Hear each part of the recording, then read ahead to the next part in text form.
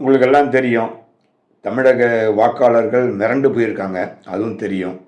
இது வந்து எஸ்ஐஆர் இந்த படிவத்தை ஃபில்அப் பண்ணி கொடுக்கறதுக்கு படித்தவங்களே தடுமாறுறாங்க. இப்படி இருக்கும்போது நாமலாம் என்ன பண்ணுறது?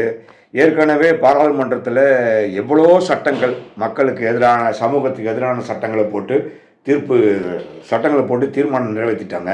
இப்போ எஸ்ஏஆரில் வந்து 2002 ஓட்டு போட்டவங்க இப்போ ஓட்டு போடலாம், அப்படி இல்லைன்னா யாரும் ஓட்டு போட முடியாது அப்படிங்கிற மாதிரி ஆகிப்போச்சு.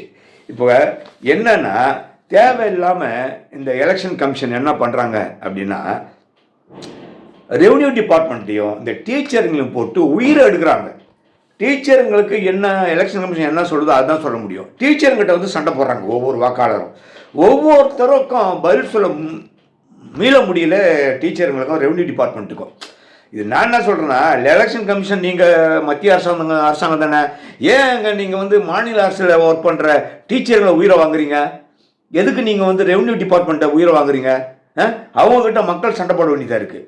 தேவையே இல்லை.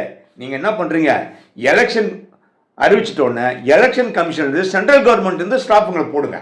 உங்கள் எலெக்ஷன் கமிஷன் ஒரு தனியாக ஒரு ஸ்டாஃபுங்களை நியமிச்சுங்க. நீங்கள் நியமித்து அவங்கள ரோடாக போய் வாக்காளர் பட்டியல் சீர்திருத்தம் பண்ண சொல்லுங்கள். அப்போ தான் ஓட்ட மாட்டை வாங்குறது தெரியும் உங்களுக்கு. மக்கள் வந்து எந்த அளவுக்கு இந்த ரெவன்யூ டிபார்ட்மெண்ட்டில் இருக்கிற அதிகாரிகளையும் டீச்சர்களையும் எந்த அளவுக்கு சண்டை போடுறாங்கன்றது தெரியும்.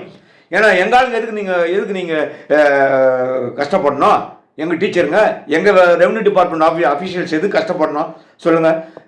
சென்ட்ரல் கவர்மெண்ட் ஸ்டாஃபை நியமிங்க, எலெக்ஷன் கமிஷன் சார்பாக ஸ்டாஃப்களை நியமிங்க, போங்க, கரெக்ஷன் பண்ணுங்க, எல்லாம் போடுங்க. புரியுங்களா?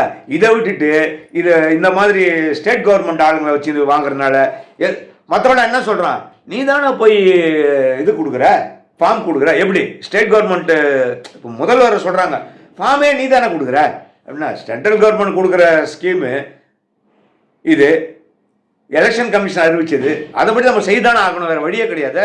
அதனால தான் இந்த மாதிரி கேவலமாக இந்த மாதிரி கீழ்த்தரமாக எவனும் பேசக்கூடாதுன்றனால தான் எலெக்ஷன் கமிஷன் நீங்களே ஒரு ஆள் நியமிச்சிருங்க. ஒரு ஆளை நியமித்து இந்த மாதிரியான வேலையை பண்ணுங்கள்.